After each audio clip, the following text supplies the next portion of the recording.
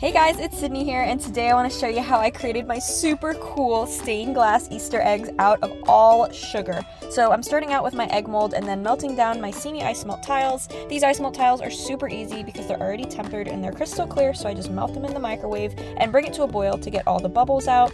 Then I'm using my edible paper, so this is what's going to add that stained glass pop to the center of our eggs, and I'm just cutting that to size. This is called a cello sheet. It's an all edible paper from Icing Images, but this is one of the designs that I have on my website. After that is all in the shape, I am just going to cut out some other different patterns. You can use the first one to cut out all the next ones, which of course I didn't realize until the very last one, but little pro tip there. Now I'm just filling up half of my egg mold first so that I can encase the paper design inside. So after popping the bubbles with the torch, I'm just laying that design in, and I'm gonna let it cool halfway, or let half of it cool all the way, before putting the rest of the mold together with the sleeve and then securing it and filling the rest of the way up with the clear ice malt. But it has to be cool before you do this step, otherwise the center and the design is going to slump.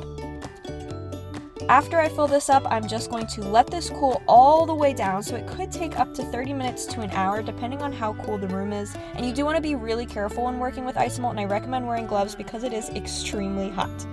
Now after I unmold this, you can see it comes out really cool, but we want to pop any surface bubbles that the silicone left, so I'm just using my little chef's torch there, and that really makes it pop. I cannot even believe how cool these came out. You can see with all the different patterns that I'm doing, I just really love.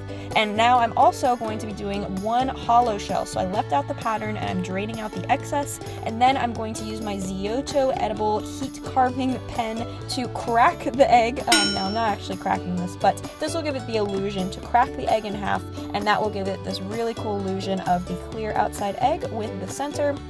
I assembled the whole thing together in this cute little egg carton, and I think it came out really cool. Let me know what you guys think. Make sure to subscribe for more and like this video if you want to see more like this.